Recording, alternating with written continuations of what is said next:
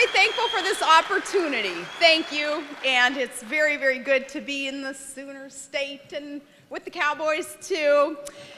And most thankful, though, that we live in a country where we are free to assemble like this. And Michael, I so appreciate that you pointed out that it is our men and women in uniform that force for good throughout the world. Nothing to apologize for. America's finest, our United States military. Thank you so much for pointing out our vets and are currently serving in uniform.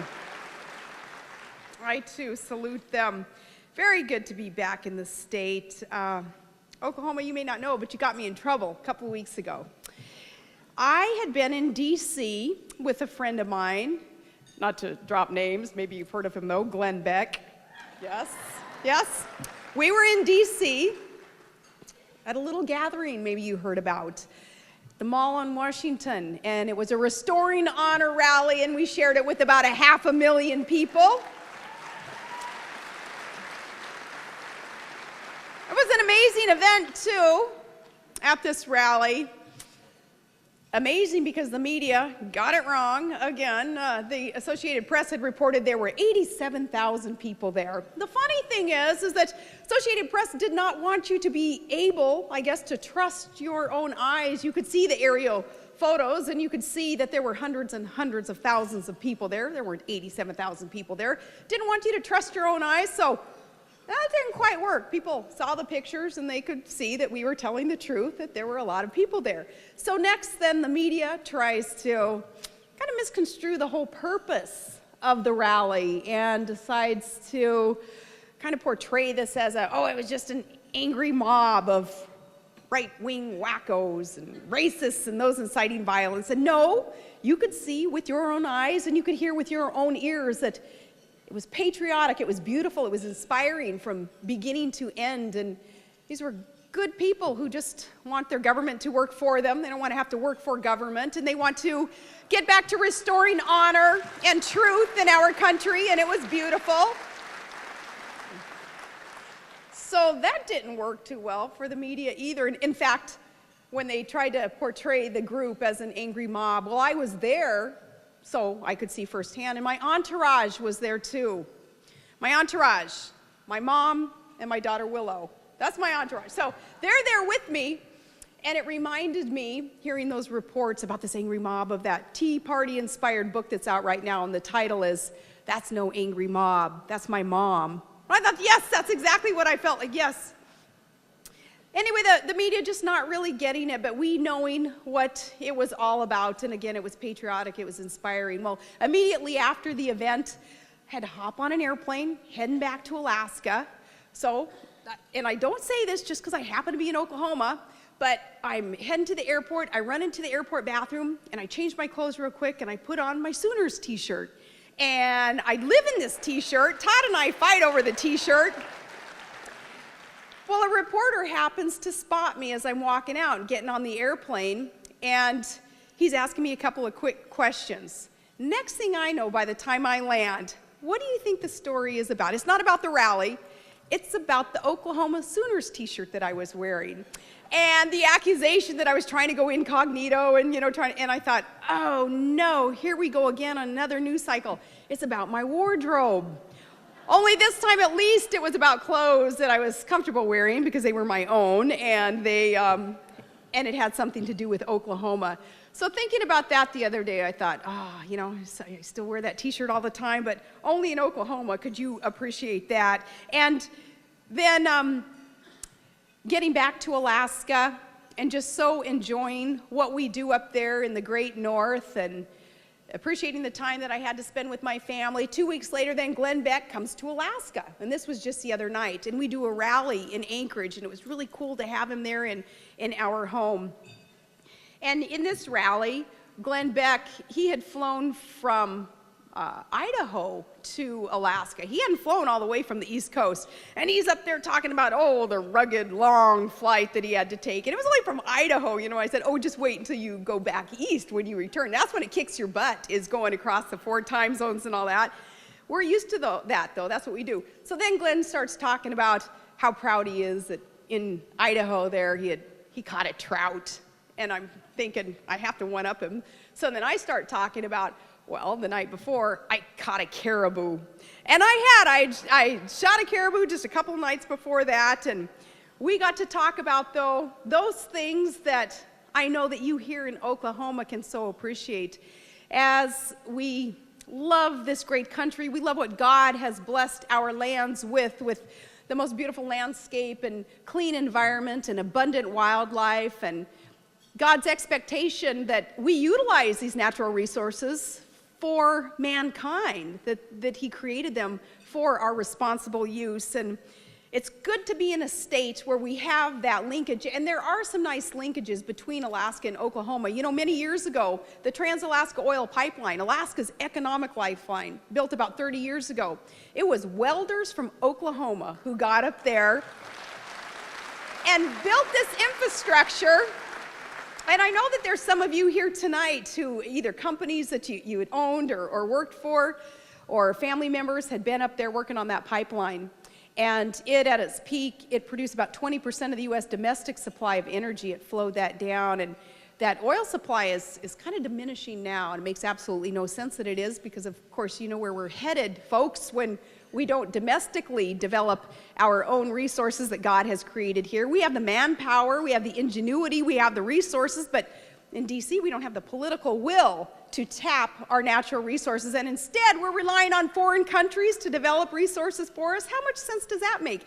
Hundreds and hundreds of billions of your U.S. dollars every year going to foreign regimes that don't necessarily like America, asking them to ramp up production to spur our economy, to heat our homes and fuel our cars, makes absolutely no sense. But knowing that here in Oklahoma, you all get it. You understand the need for our energy security and our energy independence. That was my focus when I was governor, and before that as chairman of the Interstate Oil and Gas Compact Commission for the nation, and in Alaska, the state's oil and gas compact commissioner. So that was, my focus was energy independence, but knowing that neat linkage between Alaska and Oklahoma, I so appreciate your work ethic and what you shared with Alaska to build our lifeline. Another link that, and a bond that I have with this state is my support of your next governor, Mary Palin, and I'm so proud of Mary. I'm so proud of her. I first fell in love with Mary, speaking of oil and gas. She traveled all the way up to Alaska to see for herself what ANWR looked like. She traveled up there with a group of representatives, and I met them up there, and I thought, you know, if she would take the time to actually be there to see for herself these 20 million acres of uninhabited, flat, nearly year-round frozen tundra, where we only need, out of the 20 million acres, 2,000 acres, about the size of LAX, to tap into, to start exploring and developing some of these oil and gas resources. I thought, yes, Mary, she is wise to want to see for herself what we're talking about, instead of just believing the rhetoric, believing the extreme environmentalist propaganda that we shouldn't be tapping into these resources, or in Alaska's our National Petroleum Reserve, another 20 million acres right next door of ANWR. In the 50s, the government set those 20 million acres aside for, as the name implies, petroleum development, and we haven't touched it because government keeps locking up the lands, and it, as I say, makes us more reliant on, beholden to other countries, instead of tapping domestically into American supplies. So Mary, wanting to see for herself and do something about it, I so admire her. And Mary is one of a number of great female common sense conservative candidates, ready to lead their states, ready to help lead this nation, together with Nikki Haley of South Carolina, and Jan Brewer of Arizona, and Susana Martinez in New Mexico. Mary, she's ready to shake things up in the governor's mansion, and I can't wait until she's there.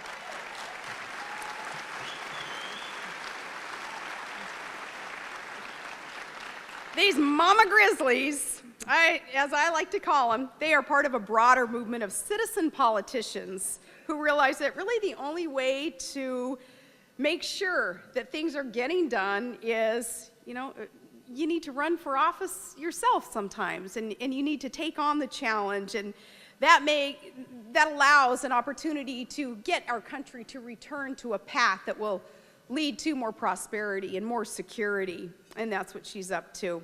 Speaking of that, how about those upsets in primaries yesterday? Woohoo! Oh, there was some good news across the nation. Good news with folks that just have this common sense, understanding that America is heading towards a precipice, and we'd better turn things around right now. We will have an opportunity now in about 6 weeks in these midterm elections to turn things around and rein in the federal government growth and overreach into our businesses and into our families, into our individual lives, and allow states' rights to prevail. A respect for the 10th Amendment can actually be lived out with a change in leadership in DC. So these upsets yesterday I thought was so great, and I am such a believer in competitive primaries. Competition is good. Is it not just great for your businesses? Isn't it just great between Oklahoma and Texas coming up here, huh? Competition is good. It makes everybody work so much harder, be more efficient, produce better and more. The same applies in politics. So contested primaries, right on. I'm proud to be a Republican where we can encourage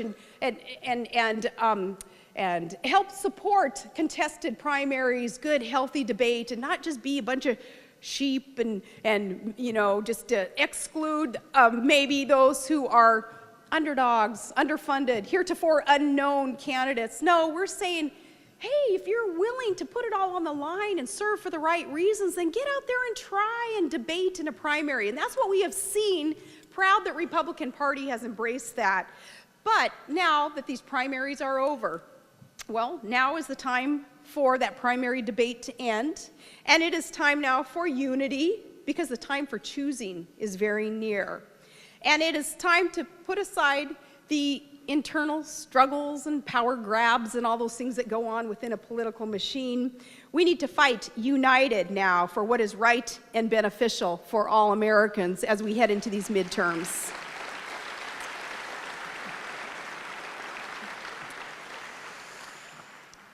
Victory is in the hands of the people, and we saw some upsets yesterday that upset some in the political machine, in the hierarchy. And you know, I was on Fox News a couple of times today, and I'll probably hear about it later, but I tried to summarize it all by saying my advice to these who are upset about maybe some of the establishment candidates not prevailing this go around. I said, buck up. Come on, we have to be able to embrace the new ideas and new people and new energy that are committed to doing the right things for this country. And what we need to capitalize on is this opportunity, common sense constitutional conservatives. We need to capitalize on the opportunity now to understand that it is a weakened Democrat Party. It's a weakened leftist party, which, maybe I'm not supposed to be so partisan here, I don't know, nobody told me, but so be it.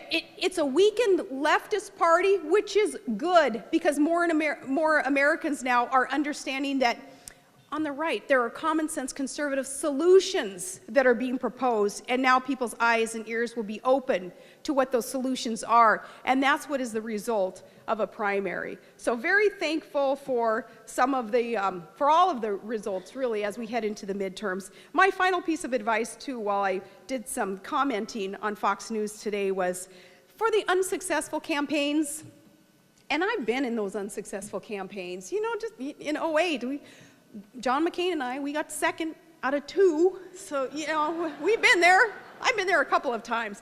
Unsuccessful campaigns, I want them to remember that attitudes are contagious. So let's make sure that the attitudes coming out of a primary are worth catching, so that, again, those who are running for the right reasons and have the best of intentions and just good goals for this country, that they can be supported. So we're going to be working on that in the next 6 weeks.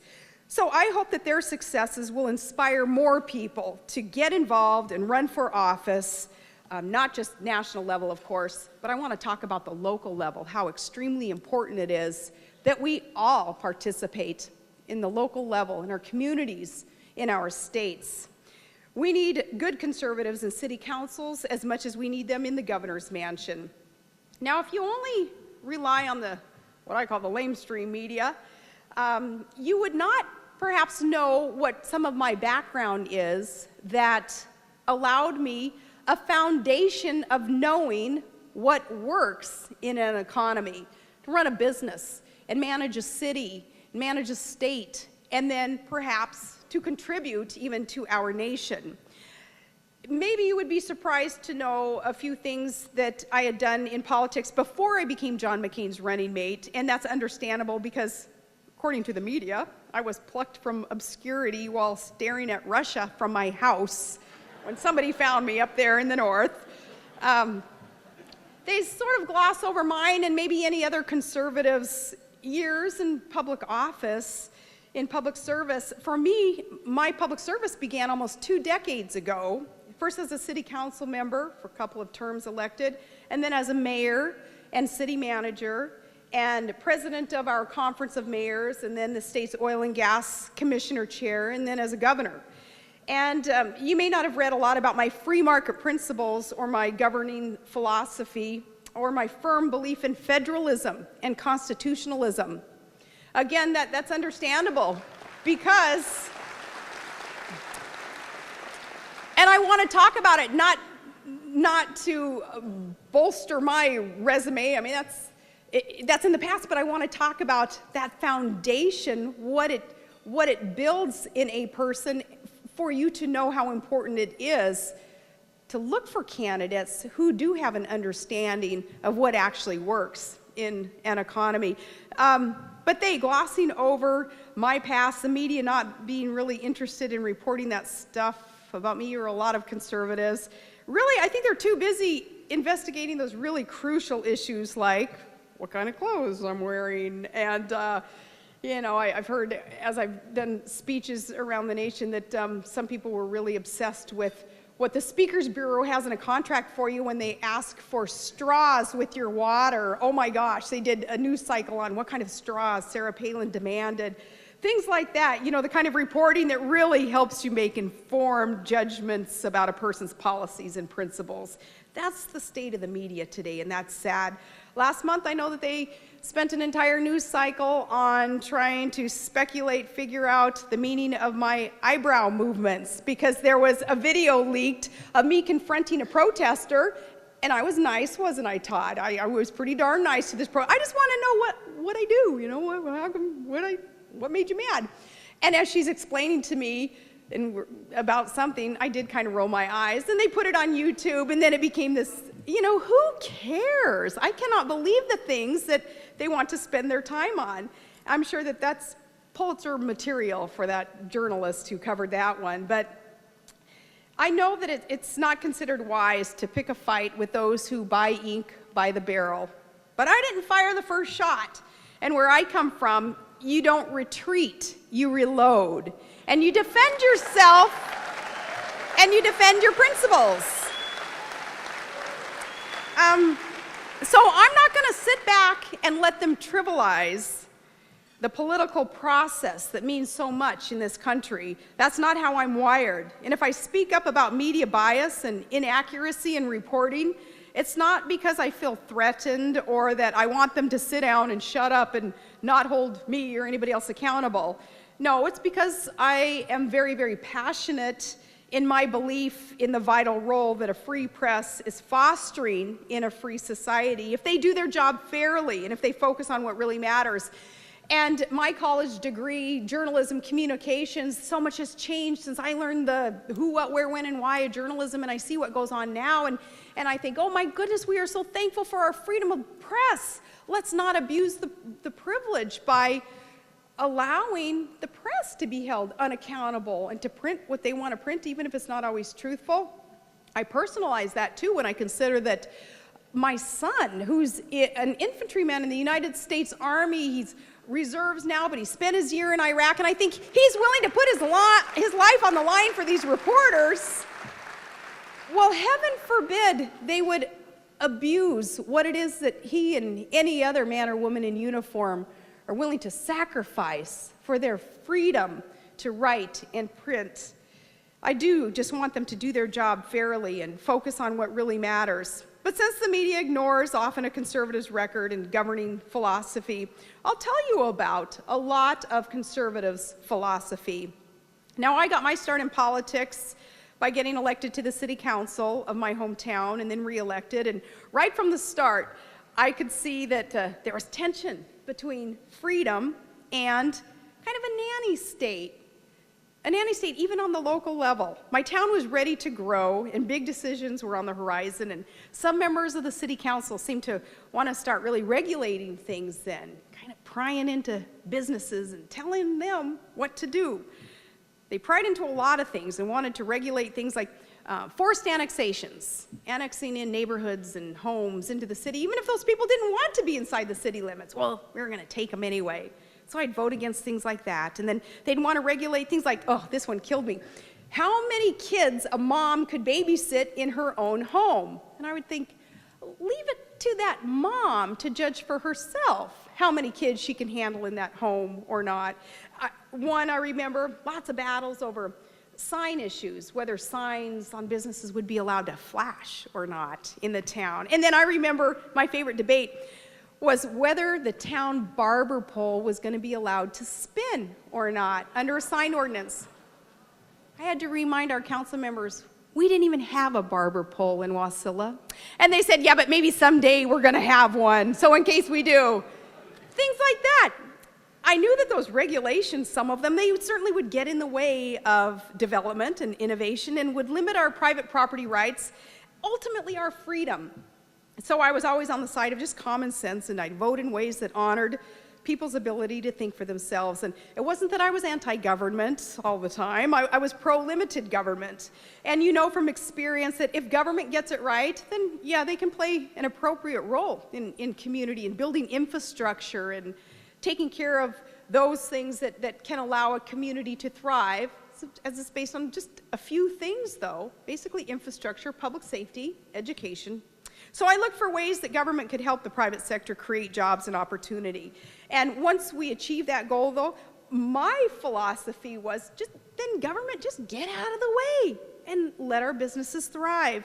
And later when I was elected mayor and was the city manager of Wasilla, I cut taxes. I cut a lot of them. We eliminated small business inventory taxes. We eliminated personal property taxes and annoying little things like business license renewal fees. And each year I was in office, every year we reduced the mill levy for property taxes.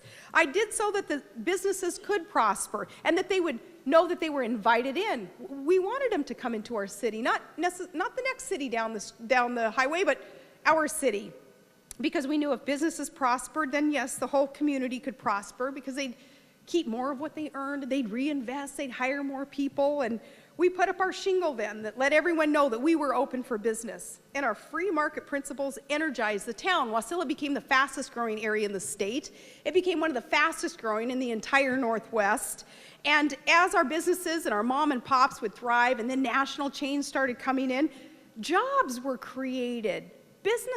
Small businesses are the backbone of our economy, not just on a local level, but state and our national government. If we would just do more to incentivize, and basically that means staying out of the way and staying out of their pocketbooks, incentivizing, that's how our economy is going to get rolling along with the job creation, not punishing the job creators. So when I was elected governor then, I applied the same just common sense free market principles that I had learned on the local level. My administration adopted 4 core principles, and it's a multi-billion-dollar budget, of course, in a state, but I said, okay, here's what we're going to do. We're going to live within our means. We're going to expand resource development opportunities. We're going to focus on a few core services like infrastructure and education and public safety. There's just those constitutionally mandated things that we had to do. And then we were going to save for the future. I knew that we were spending other people's money. And I like to say that in DC, too often, they're addicted to opium, other people's money, OPM. And they're not understanding it's a solemn trust to be spending other people's money. I reminded my cabinet members that all the time. Oh gosh, we are spending other people's money. Let us be so cognizant of the ramifications of this. Let us be thrifty. Let us be always so conscious in everything that we were doing in budgeting. Again, the principles of fiscal restraint and limited government, it worked. We got to increase funding because we reprioritized in certain areas our education budget. We got to forward fund education, which helped our local school districts then budget. We put aside funds for public safety, and then I cut other funds, and I made the largest veto cuts in our state's history. And Mary, you're gonna find when you veto, man, you do not make friends in the legislature. You know, those are their pet projects, those are their earmarks. But making the largest veto cuts in state history, I vetoed what I felt was wasteful spending, and the legislature gets mad at you, but the public appreciates what it is that you're doing. And then our state, it did thrive. We put $5 billion in our savings, and we have a multi-billion dollar surplus in Alaska. It wasn't always the easy path, but it was the right path. Basic lessons learned in those years of public service, time and again, and the basic common sense conservative principles leading to success. The simple ones, guys, the limited government, support for the small businesses, a strong work ethic with expectation that people will be rewarded for that work ethic, and then fiscal restraint and as much local control as possible.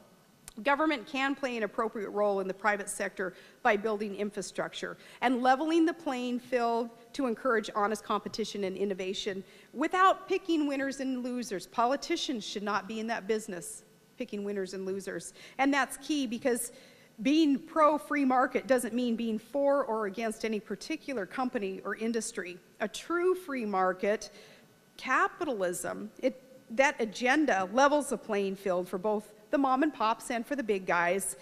Anything else is crony capitalism, and that's something that more and more Americans are recognizing is not good for our economy, and that's why people are rising up and saying, no, nothing is too big to fail. We should not be bailing out certain companies and not other companies. If they're going to fail, there's a reason that they're going to fail. Let them fail so something else can spring up and start prospering.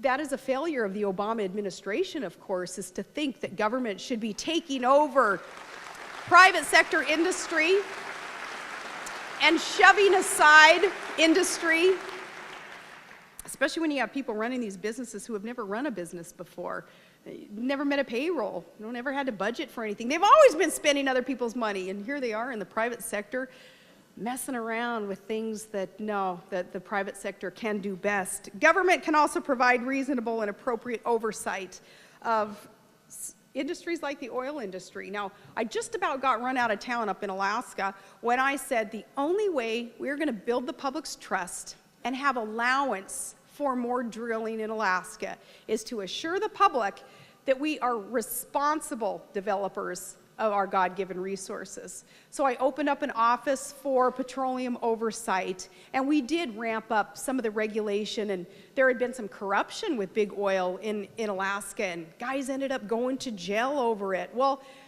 my efforts in that respect didn't always, make me the most popular girl on the block there in Alaska with some of the movers and shakers in the state, but I knew that was the only way that people would say, okay, they're serious about doing this right, ethically and responsibly. Yes, we're going to allow more development of our lands because they're committed to doing it right. But by and large, allowing that ethical development and oversight regulation of industry, by and large, government should get out of the way of the private sector.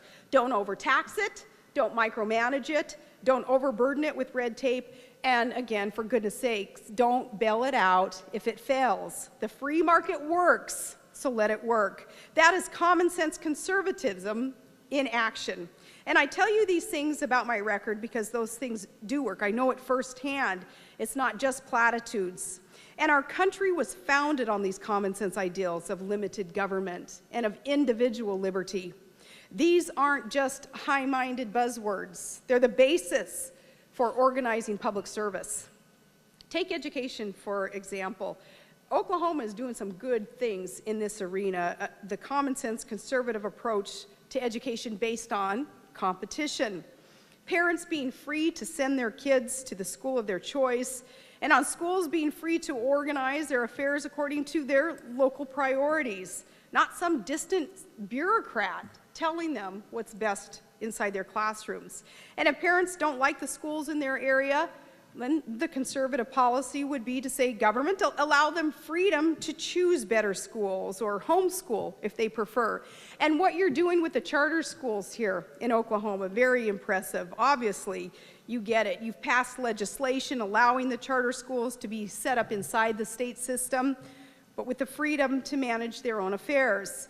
And the framework then that you've created for effective homeschooling in your state, that is so valuable for these students, these families. And last but not least, I so appreciate you broken down an important barrier by introducing vouchers, which would allow families of special needs children to send their kids to the school of their choice, regardless of whether it was public or private. Now, as you know, that is a cause that is near and dear to my heart, even in our own day. Children with special needs for too long have been excluded. They've been set apart. Too often, state and federal laws add to their challenges. And instead of removing barriers and opening new paths of opportunity, it seems like, gosh, the bureaucrats just don't get it. Why make life any tougher or more challenging for these kids and for their families who just want respect for God's special children?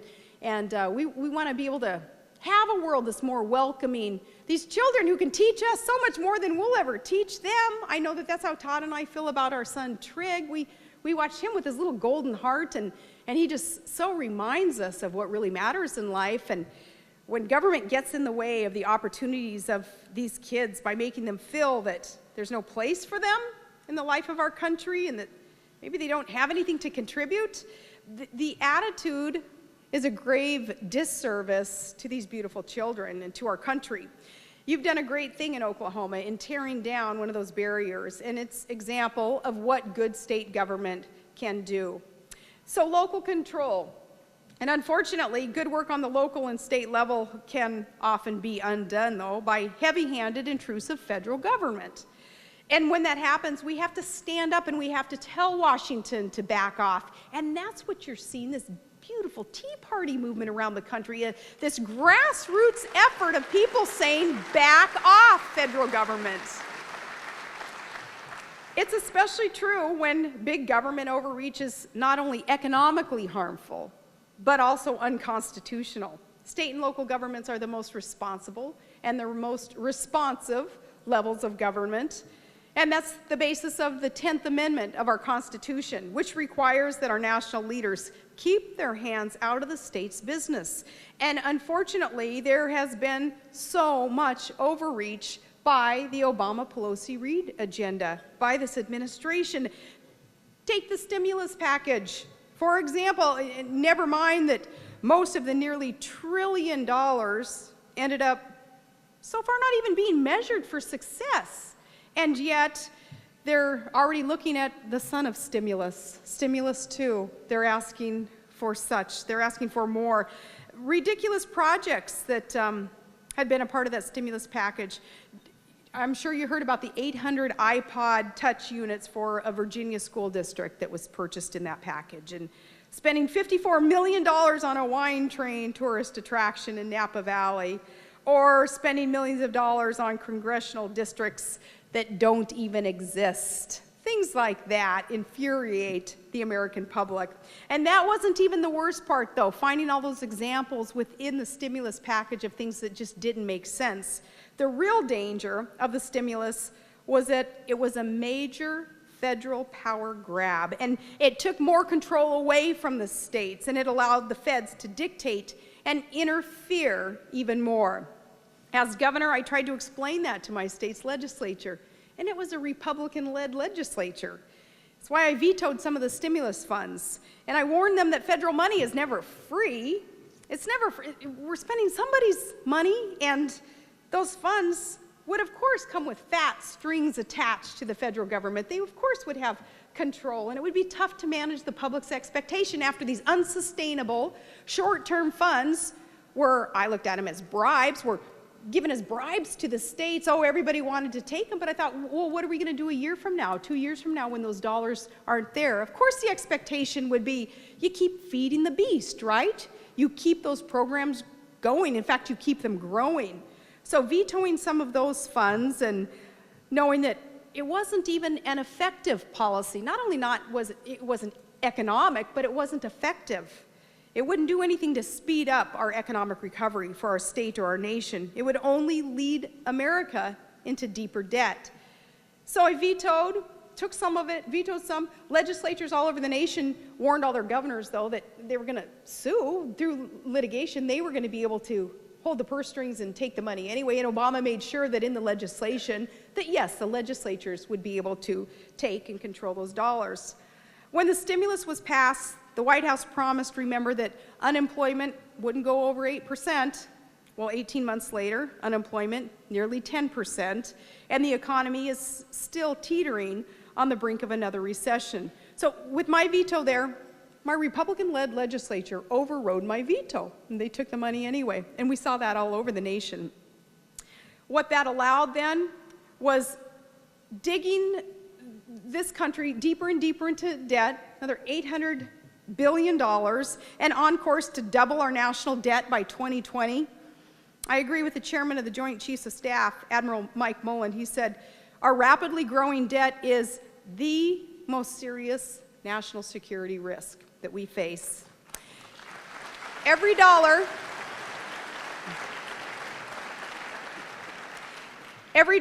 deeper in debt makes us more beholden to foreign regimes who don't really have our best interests at heart.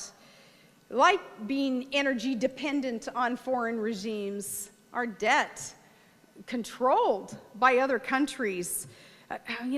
We have the resources here, we have the workers here, just don't have the political will in the White House to turn things around. That's why we're taking it over. We're taking it over, and we're going to turn things around with these midterm elections and start heading to 2012 with the commitment to turn things around. Obviously, in business, what do you do when you find yourself in a massive hole? You stop digging and you start reining in the spending. Not in Washington, though, at least not in this White House. We've got a record budget deficit, so time for another stimulus, they say. It's like the TiVo is caught in a loop and the president giving the same old speech over and over again. It's like that movie Groundhog Day.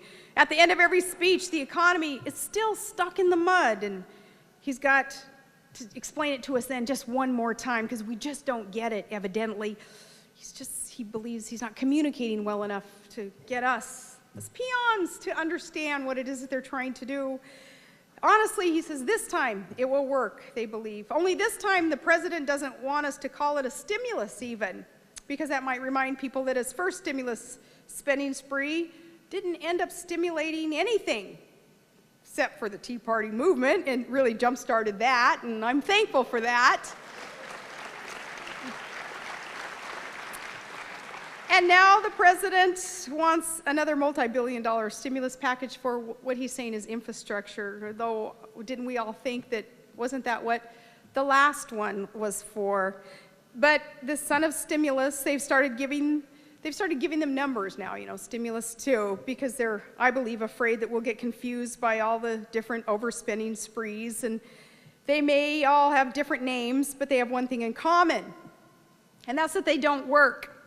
It's the tired old Keynesian logic of spending your way out of a recession, and it never worked in the past, and it won't work now, and if government spending can't buy you growth, Castro then wouldn't be forced to admit recently that his country is basically broke. All we have to do is look at these other countries, what's going on with them, and learn from them, and not repeat their mistakes. And unless we turn around, we're going to head down that path, folks. We're going to go broke fast with this new mother of all unfunded mandates, Obamacare. And it's the biggest, most brazen example of federal government overreach that we have seen in our lifetimes. It's a monument to big government's inability to run anything really competently. Remember candidate Obama's promise. Said, if you want to keep your doctor, you can keep your doctor. It's not true. More and more doctors are leaving the system because of the cuts in the reimbursements forced upon them by Obamacare. Remember his promise of lower premiums. That turns out to be not true either. Congress is now discussing bringing back price controls. Can you imagine how well that will go over in free market government price controls to stop insurance costs from rising too fast? And how about the promise that there would be no rationing under the new system? Remember, I did a little Facebook thing one day and I called the rationing death panel because some bureaucrats, faceless panels, are going to be making the decision of how to ration this care. We were promised, though, there'd be no rationing. Well, that was before the bill was passed. Pelosi says you got to pass the bill so we can find out what's actually in it. It was passed, and the White House now admitting that, you guessed it, there would be rationing. After all, there has to be rationing in order for them to meet all those other goals that they laid out for this system. Or what about the promise that Obamacare would reduce costs, or at least bend the curve? That's how it was explained. Bend the curve on the nation's healthcare costs. No, I'm afraid that was another one of those you lie moments. The Medicare Office of the Actuary recently came out with a report saying that the nation's healthcare costs will rise. They're not going to fall over the next decade as a result of Obamacare. So let's see. If we have worse care, higher costs, less doctors, less choice, and bureaucrats, panels making decisions for us, life and death decisions, and the IRS waiting in the wings to fine you if you don't buy what the government tells you that you have to buy in health insurance. Wow, is it any wonder that Americans are feeling like it's not such a good deal that we were given? Is it any wonder why Americans are overwhelmingly in favor of repealing this racket and replacing it with a patient-oriented system of reform where it's results-driven and free market approach to reform, one that provides solutions for people of all income levels without bankrupting our country? And I know that you get it, Oklahoma. I know your state legislature passed a resolution calling for an amendment to your state constitution which would block the federal mandates in Obamacare. And it makes sense. You did right there. Because I don't know where in the Constitution the feds think that they have the right to demand that we purchase anything, much less health care. This resolution will be on your ballot this November, and it's your chance to send Washington a message that you've had enough of the unconstitutional power grabs in health care and in banking and in the mortgage industry and the student loan industry and the car industry and on and on and on. As Ronald Reagan said, we don't want our lives run for us by a little intellectual elite in a far distant capital. We're quite capable of taking care of things ourselves. Thank you very much. What we want is for government to focus on doing the few things that it's supposed to do and leave everything else to us. That's why there's a lot of support for Governor Jan Brewer in her efforts in Arizona to do what the president is failing to do, and that's secure our national border. It's why we saluted Governor Bobby Jindal when he decided not to wait for the White House to make up its mind when the Gulf Coast was potentially facing that destruction. Instead of waiting for permission from the feds to protect his coastline, remember one day I Twittered for all the nation to see. I said, act now, ask forgiveness later, Governor Jindal. Do it now. And it wasn't my prompting, he was doing it anyway. But that's what a state sometimes has to do, to send that message to the feds. And that's what we have to do when the federal government is out of control and overreaching into areas where it has no constitutional business. So let's get started right away by taking our country back at the ballot box this year. And one of the signs that I saw at a Tea Party rally, I think it said it best. It said, "I can see November from my house."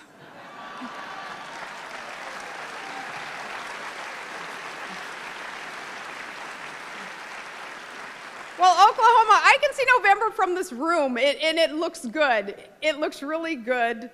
There's a mountain to climb, though, before we get there. The stakes, I think, have never been higher. We can't be complacent about allowing this dangerous fundamental transformation of America to take place. We don't need to fundamentally transform this nation, this most exceptional. We need to restore what is good about America.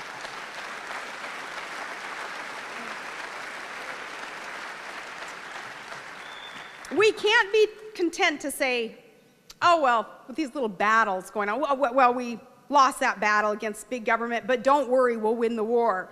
No, the battle is the war. It's deception to think that we can give up fundamental freedoms and still be the same society. When government grows, it's very, very difficult to turn back the clock on its expansion. If we don't stop it now, we'll be reduced to simply tinkering in the margins and trying to make this massive new bureaucratic monstrosity run just a little bit more efficiently. This march towards socialism changes us as a free people. When Big Daddy government starts to claim responsibility for everything, well, gradually an unhealthy attitude of helplessness and apathy takes hold of a people. When confronted with any problem, we'll no longer think to take care of the problem ourselves. Instead, we ask, what's government going to do about this? That's why I say that if we concede any battle against big government, we concede the war. We need to stand up and fight for liberty as if the fate of our republic depends on us, because I do believe that it does. And this election year, we must not be complacent. We must not assume that any race is a shoo-in. We have to work for every vote. We've got to work as if the fate of our country and our children depend on us, because it does. This November, it's going to be a turning point in our history, Oklahoma. We either march towards European-style socialism, or we restore to a free market, liberty-loving, constitutional republic that is so exceptional. Each of you here tonight has a crucial role to play. This is our Valley Forge. This is our rendezvous with destiny, as Reagan used to talk about. As we march towards November, we do need everyone's help. And if you remember only one thing that I've mentioned tonight, please remember this, that America does need your voice now more than ever. Please don't get discouraged. Don't let anyone tell you to sit down and shut up. As my dad would say, don't retreat, just reload. Friends, our nation's hope doesn't lie in D.C. It lies in you. It lies in the more perfect union that we are destined to become if we remember that it's our Constitution that is our guide. It's true that we have a lot of work to do before we get there. But we will get there because our vision for America is anchored in time-tested truths that believe that the government that governs least governs best.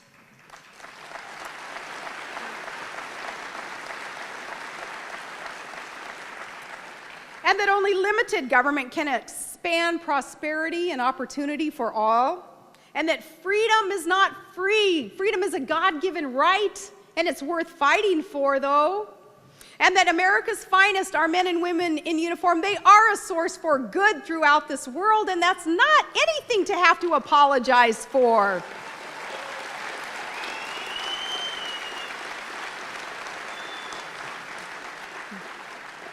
And we still believe that America is a shining city on a hill.